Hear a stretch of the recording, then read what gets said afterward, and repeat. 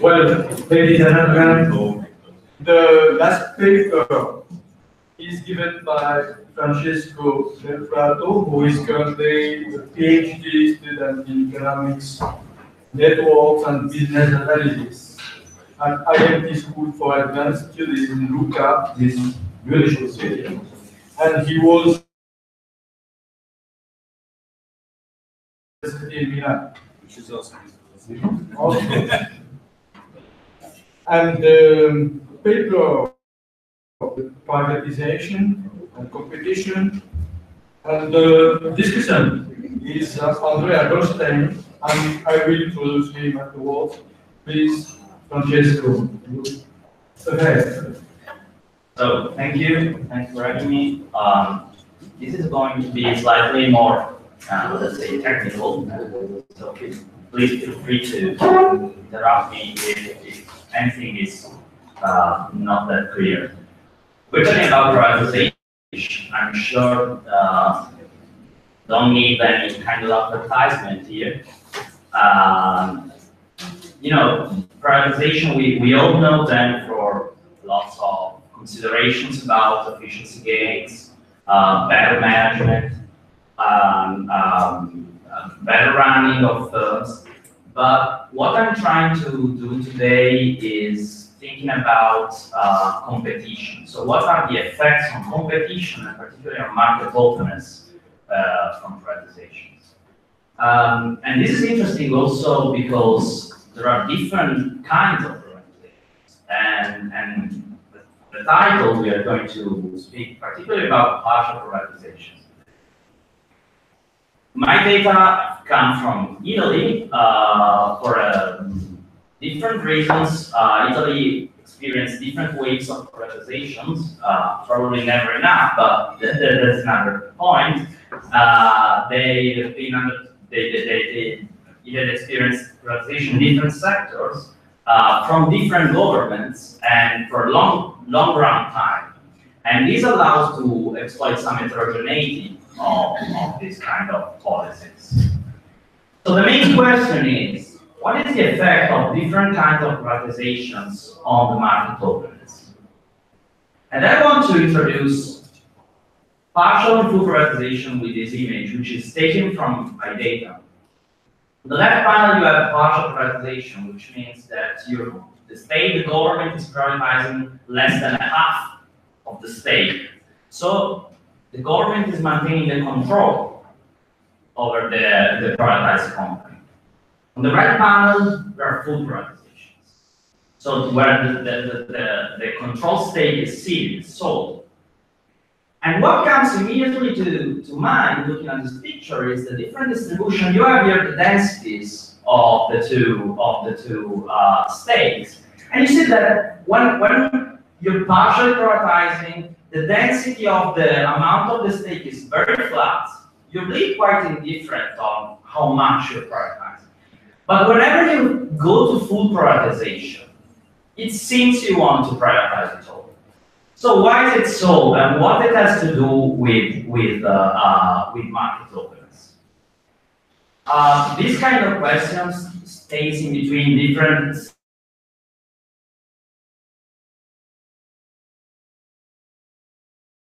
to take it together some microeconomic consideration that we are going to see in the model in a while, and some other, let's say, industrial organization consideration and empirical phenomenon. For example, related to the efficiency of the optimal quantity of the stake to be privatized in the different ways. So my data comes from a database on M&As that also accounts for privatization, of course. I have data from privatizations occurred in Italy from 1998 to 2013. And this data set, of course, needed to be cleaned for fake privatization. So all the things that are called privatizations, but they're not, because they're just moving the state from one government-controlled company to another government. What again is privatization, privatizations? You see it written the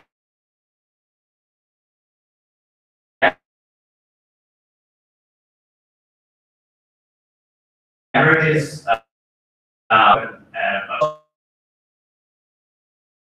of course, 100.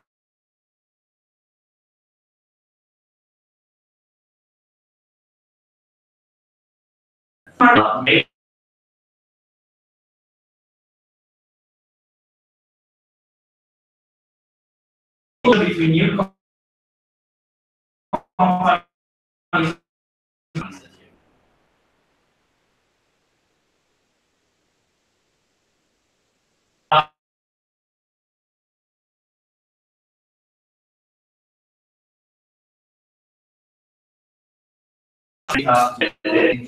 In my opinion.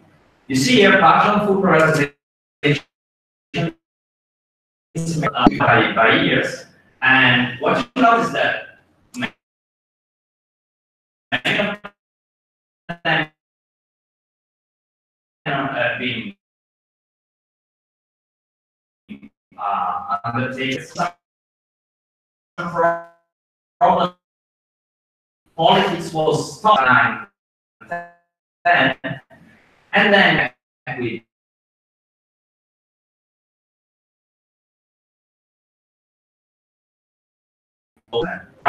different industries that drive privatizations. Sorry for the labeling, but this was the best that I could do. You see electrical companies, for example, experience different kind of privatization, both full and private, full and partial. For example, like selling small branches, R&D branches of big state companies, as well as, for example, retail goods and specialized stores, which are drugstores mostly, that experience, for example, more full privatization. So it seems that government really wants to, it's more likely to privatize fully what seems less, let's say, strategical for them, or it may be easier. It's easier to privatize a drugstore rather than a transportation service. So now the first specification to understand what happens when I partially privatize. This is a very standard panel data estimation. I try to go through it in a very simple way. What I'm doing here is just regress the entry rate, so how much the market is open, on the number of full and partial privatization that have been experienced in 1 year before, 2 years before, 3 years before, and 4 years before.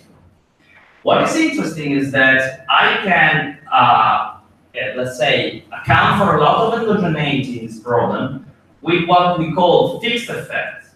This means that this kind of specification rolls out every effect which is fixed for each industry and fixed for each year. And this allows to good, let's say, better identify the effect. And this is what I got. It seems that, considering, for example, the second column, a moving average of the entry rate, as using a moving average, 2 years moving average of the entry rate as a regressor, shows that privatizing partially had a negative effect on the entry rate. And this is somehow interesting because, you know, we always think about privatization with positive effect for competition, positive effect for market products, but it seems that not seeing the stake arises some microeconomic problem that I'm going to try to solve in the moment. Still, if you see two full privatizations, given that there's something which needs to be explained after 1 year, having the full privatization in past years as a positive effect, even if it's not statistically significant for now. So in order to better identify the the effect and taking into account some literature that shows that it takes some time for the market to receive this kind of shocks, let's say. I tried. So what is the effect of summing up in subsequent years the privatization on the entry rate? And this effect is even clearer. Partial privatizations lower the entry rate. Each additional partial privatization, for example, as in the year before and the year before again, an additional partial privatization has an average effect of reducing of 0.6 points the entry rate in that industry. So it could be the case from an econometric standpoint that there is some reverse causality. So it could be the case that the state is experiencing partial privatizations in those sectors that are naturally going down in the entry rate. So how do I account for this problem? I run an event study, it's called. This is a particular event study. I don't want to go through the technical part because it's not that interesting. What is interesting is that it's extremely clear from this graph what's happening. So if you put at 0 time the event having a privatization, and you see what happens before and after, you see that partial privatization have a negative effect, which is which lasts over time. If it were the case that if it was the case that some reverse causality happened, you should see some pre-trend before the effect. So in the sense that there is something going on in the industry which is independent from the privatization. But this is not the case. And even if it is the case, because it's not statistically significant, the pre-trend is the other way around. So it seems that what I am estimating here is just a lower bound. The effect could be even worse than what comes out. So what is the possible explanation for this behavior? It seems that partially privatizing something constitutes a disincentive for a competitor to enter the market. Why? Because I don't really want to compete with something which is absolutely state-owned. I prefer to, if I'm a competitor, to compete for the stake which is sold rather than directly in the market. Why? Because, of course, a partially privatized company can still rely on all the good or bad help that the state can give it in terms of know-how, in terms of possibility to bypass bureaucratic requirements and so on. On the other side, fully privatizing means that the state is no more there. The government is no more controlling the company. And so it could be the case that this incentivates the newcomer or the competitor to enter the market. So I try to build a very simple microeconomic model to try to drive some conclusions about optimal behavior for the government. So suppose that you have a government that wants to sell less than half of a stake of a company.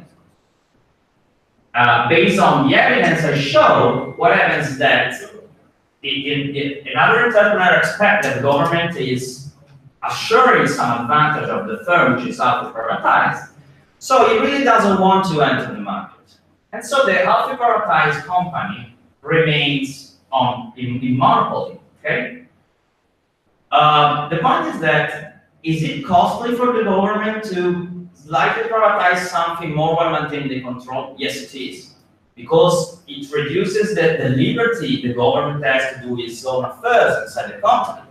So having the 100% or keeping the 60% of the government is assumed to be different. And you see in the first social welfare function, there is a convex cost, which captures the one in green, which captures simply the fact that for a government, for a state which is maintaining the control of the company, is increasingly costly to sell some shares. But once you have passed the golden share, they have the control, well, the cost is gone. You're not more controlling it. You suffer just the cost which is fixed, which is the cost of letting the control go. So within this very, very simple specification and very classical, I can derive some really easy conclusions which are still insightful. In the case of full partial privatizations, what you care about is having the possibility of, as a government, having the possibility of having some revenues out of the privatizations, as well as how much it costs to reduce your influence inside the company. But when you fully privatize it, you really don't care. Okay, so it's just corner solution. You don't privatize it, or you privatize it all. And this is exactly what we saw in the data at the start point. You remember the densities of the shares, whenever it was full, was this spike at 100%. Still, this model is very simple. And it's very simple because it doesn't take into account the possibility to, whenever you fully privatize something, incentivize the private entrepreneur to do better or worse. So, just for finishing, what happens if I allow the amount of privatized share to have an effect of the effort the buyer is going to extend to the privatized company? This is a very simple model in which the government in time one just announced the privatizations. Then it runs a competitive auction in which two companies compete for the stake. Since the privatization is full, the other company, the one which is losing the auction, enters the market, and we are in an oligopoly. But here there is a decision by the buyer to extend some effort. You can think about this effort, which is very generic in terms of investment in better management, for example, or investment in cost reduction or something like that, which is now depending on how much the state has retired. And what I get is two interesting facts. First one, the effort, whenever it's profitable, is increasing in privatized amount of shares. So it seems that the more autonomy the firm has, and the better job is the buyer incentivate to do. And the other point is that now the government cares about how much is important for the government itself, the utility of the consumer. So in the first specification, the first model, it really doesn't care how much as a government I care about the consumer surplus and the utility of the consumers. But now if I allow the idea that the government can affect the behavior of the buyer, what happens is that the more the government cares about the utility of the consumer, the more it's going to care. So going back to the start, is Italian government having strong attention on consumers, or is probably not, has no idea and just seek for immediate short-term revenues? And this is an important point in my opinion, because doing privatization is not enough. You have to do it in the better possible way, also not for giving, let's say, instruments for proposal for people that ideologically oppose privatization to have something to bring to the state. So that's all. Just to sum up, what I found is that there's empirical evidence that there's a significant negative effect of market openness of partially privatizing firm, whereas there is a positive, still not statistically significant effect of fully privatizing. And whenever privatization is not supposed to affect the behavior of the buyer, this simply reduces to a very simple problem in which what counts is how much cost it is for the state to privatize and how much the state can earn. And whenever on the other side I allow for the private state to influence the private behavior, what happens is that it counts how much the state looks towards having revenues or having a better utility for the consumers. So that's all. Thank you. Thank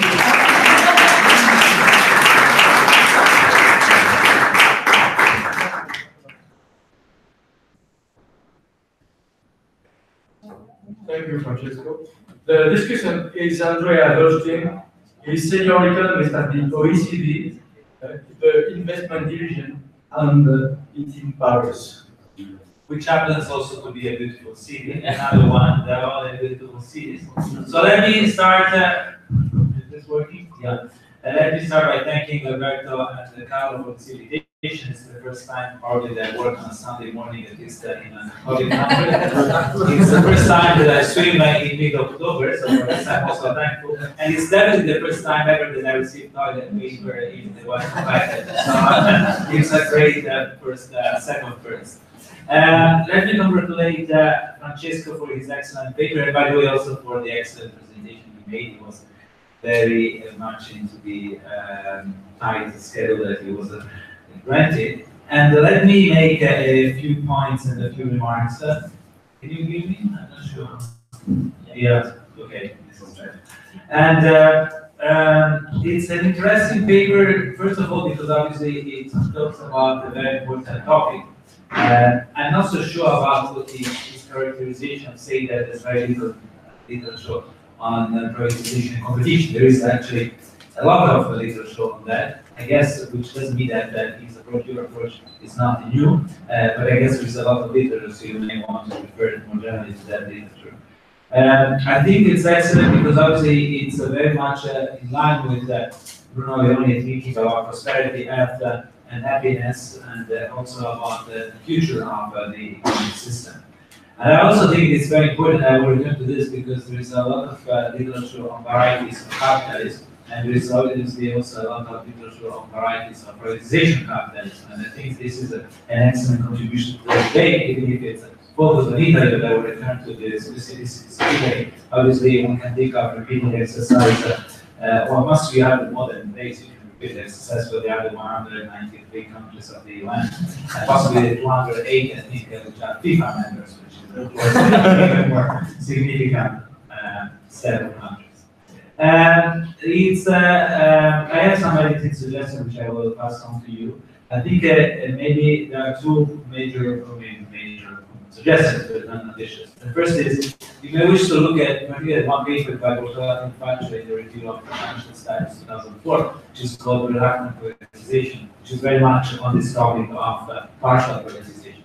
So it's from a financial economics point of view, so it's more about understanding why governments decide to sell shares in the company, but it's obviously very important in a way as the precondition for the choice that the government makes, and that leads to a number of outcomes in terms of market entry. The second suggestion, I think, is on the paper itself, but also actually the presentation where we discussed this. You have the evidence first and modeling afterwards. I want to shouldn't be it's the usual way. I mean, it doesn't mean that it has to be always that way, but I think it's usually it's the modeling that leads to the economic analysis. So you may wish to reconcile this with this. I also think it's an interesting paper because obviously coming from the OECD has been a very important player in this debate about the state ownership first and privatization later. And not, by the way, yesterday Dave Anderson name was mentioned. Dave Anderson spent time with the OECD, was the chief statistician, so obviously he played a role also in this debate more generally about the appropriate level of government in the economy. So obviously it's important the contribution of the OECD because it's led to a number of exercises in terms of better understanding the different conditions of privatization around the world, and there's a whole set of privatization networks, activity studies and guidelines on the corporate governance statement and prices that have been produced by the OECD, but also because there's a lot of work at the OECD on this interface between competition and privatization, competition and government ownership. There is actually one colleague here who is one of the authors of the famous private market regulation indicators of the OECD, the PMR, which again, in fact, also looks at privatization as one of the indicators, but also is useful to understand the loops between privatization and competition. I have a few doubts about your characterization, historical characterization. I think it's, I mean, this is of course a part of the paper that you didn't present, but I think it's useful in the paper itself. So, well, you know, obviously it's very difficult to do to write an historical overview of privatization in, I guess it's one, yeah, 900 characters. But I think it's important to be a bit more precise. And let me just mention a couple of things. Obviously, there are very huge differences if you look in terms of countries, obviously, regions more general, but also in terms of industries, in terms of the political economic organization, in terms of the modes of privatization, in terms of the timing of privatization, in terms of the internationalization of privatization itself, in terms of ownership, in terms of influence of how the governments, in terms of influence of how the government's decisions, obviously, the pool of money available for privatization is only one. I think that it's also important to distinguish that, again, it's not so important in the paper itself, but I think it's important to be precise once you decide to have. For instance, obviously, in France, and we have a number of French friends here, in France, the Chirac government in 86, 88 privatized, and that was influenced by the British experience. But obviously, it was very different because most of the companies that were privatized in 86, 88 had been nationalized. And they were nationalized for reasons of the companies and the countries, because France was different, but also because 1981 was very different from 1944, when the British government nationalized, or 1930s when the Mussolini government nationalized. So it's important to recognize the differences. Also, you mentioned, I think it's a very important experience, that of Chile. Now, the Chile experience is very important for also two additional reasons that are not here. One, of course, is that it was very contentious internationally because it was an revolution wave implemented by a very authoritarian regime, but also because it was also part of, so this is on the political side, but also in terms of the technicalities, it was the first mass privatization that saw a very important role of private pension funds. In fact, you refer to American investment, it was not very important American investment, what was very important was it was the first attempt to establish people's capitalism outside of the UK, but the UK, of course, has a long history of state private ownership of shares, and also ownership of shares, where it's in Chile was none, so it was very mentioned. I think it's not an important part of the paper, but I think it also, sorry, once you decide to have it, I think it's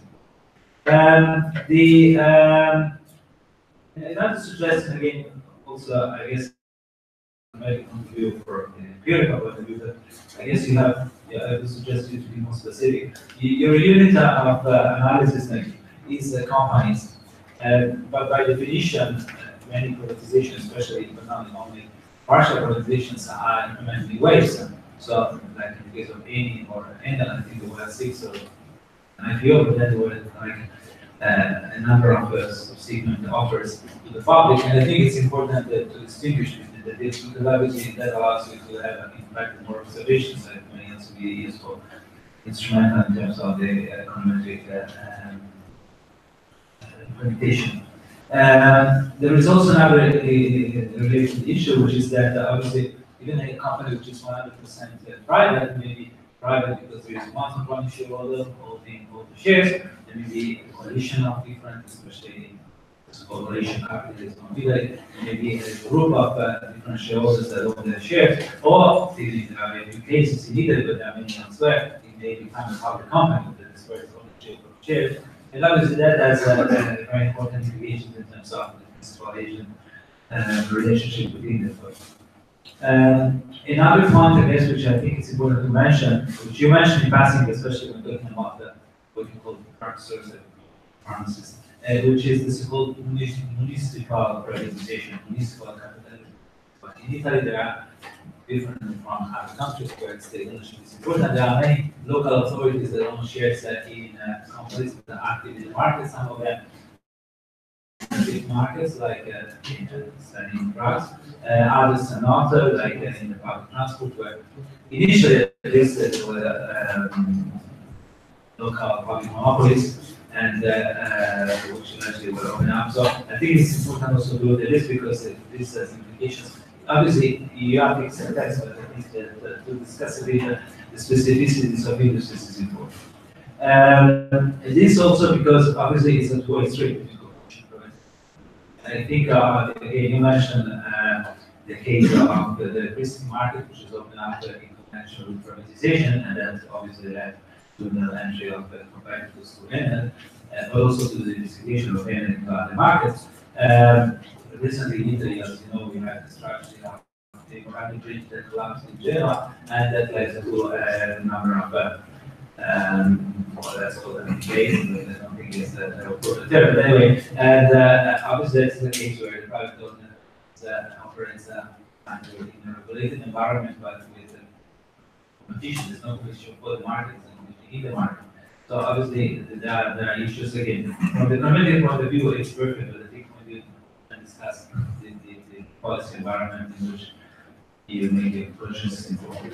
And again, also on the reverse causality, it's important to be reminded that the government may decide to privatize the companies where there is a high, fully privatized companies in markets, in sectors where there is high chance of market entry.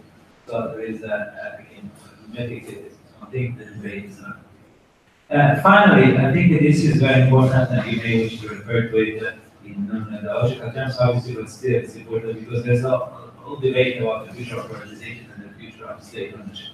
Now, as you know, the Italians, some of you know for sure, but also the visitors that have the pleasure of being in the country, in these very days that talk about nationalizing the state that is privately owned by nobody, in fact, the national line, Alitalia. And which is interesting per se because it proves that the debate is still on. The fight is long. I mean, I'm not personally inside the Italian case. I'm not always in favor of privatization. I think that the state may have some policy, but in the case of I have many doubts, and we had a long discussion with Trump in particular. And I think you may wish to refer to that the previous week now, obviously, you don't have to make comments on the paper that they become old by the time it's published, but the fact that the debate goes on, and the fact that the role of the state and the role of the government in the economy is still a very hot issue of debate in Italy, but as you know, in the UK as well, and obviously the example of the Chinese market socialism, the ones which are very influential. So the debate continues, and the angle from which you tackle the issue is an important one. It's an innovative one. So you may wish to add to the political policy is the relevance of the paper by referring to the debate on this. And this note, the paper.